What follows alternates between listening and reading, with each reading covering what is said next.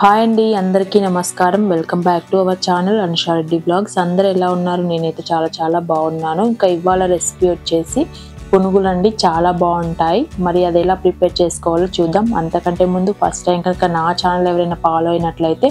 subscribe చేసుకోండి ఈ పునుగులు మాత్రం మార్నింగ్ కానీ ఈవినింగ్ స్నాక్ గా కానీ ప్రిపేర్ చేసుకోవచ్చండి చాలా బాగుంటుంది నేనైతే ఇక్కడ వీటికి కాంబినేషన్ గా అయితే పల్లి చట్నీ టమాటో చట్నీ అయితే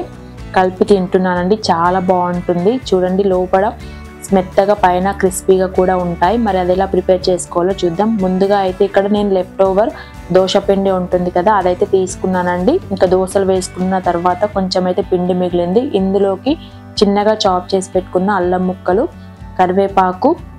ఉల్లికాడలు సన్నగా చాప్ చేసి పెట్టుకున్న ఆనియన్స్ అలాగే కొత్తిమీర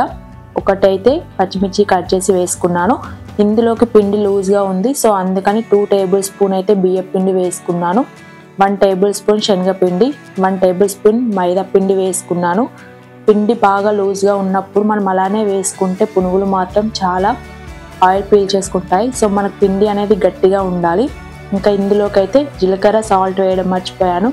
మళ్ళీ అయితే యాడ్ చేశాను సో పిండి అంతా కూడా బాగా కలిసేటట్టు ఒక్కసారి కలుపుకొని ఒక 5 మినిట్స్ మాత్రం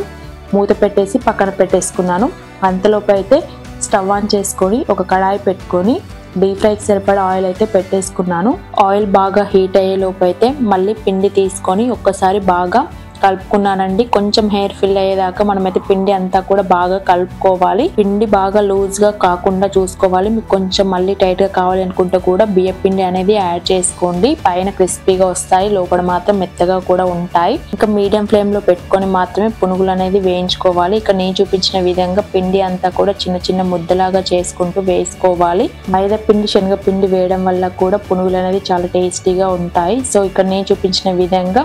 పునుగులన్నీ వేసుకున్న తర్వాత అస్సలు కలపకూడదండి జస్ట్ కొంచెం వేడి అయిన తర్వాతనే మళ్ళీ ఒకసారి టర్న్ చేసుకోవాలి ఇలా నేను చూపించిన విధంగా గోల్డెన్ బ్రౌన్ వచ్చే వరకు 2 సైడ్స్ అయితే కాల్చుకోవాలి సో మిగిలిన పిండి కూడా నేనైతే అంతా కూడా ఇలానే ఫ్రై చేసుకున్నాను ఇంకా ఇవైతే పునుగులు ఈవినింగ్ టైంలో కూడా మనమైతే పిల్లలు వచ్చేసరికి చేసి పెట్టొచ్చు చాలా బాగా ఉంటాయి ఇంకా అల్లం ముక్కలు వేసాం కాబట్టి మనకైతే సూపర్ అంటే సూపర్ టేస్టీగా ఉంటాయి సో ఇక్కడ నేను చూపించిన విధంగా పునుగులన్నీ కాల్చుకున్న తర్వాత ఒక ప్లేట్ లోకి అయితే తీసుకుంటున్నాను ఈ పునుగులకైతే అసలు ఆయిల్ అనేది పట్టవు అండి నేను ఇక్కడ చూపిస్తున్నాను చూడండి చాలా క్రిస్పీగా అలాగే లోపల కూడా చాలా సాఫ్ట్ గా ఉంటాయి సో చాలా టేస్టీ అయిన ఈ పునుగులు అనేది మీరు కూడా తప్పకుండా ట్రై చేయండి ఇంకా ఎప్పుడు దోశలే కాకుండా ఇలా వేసి పెడితే పిల్లలకు కూడా ఇష్టపడతారు మనకు కూడా ఇష్టంగా తింటాము సో ఇక్కడ నేను పల్లి చట్నీ అలాగే టమాటో చట్నీతో అయితే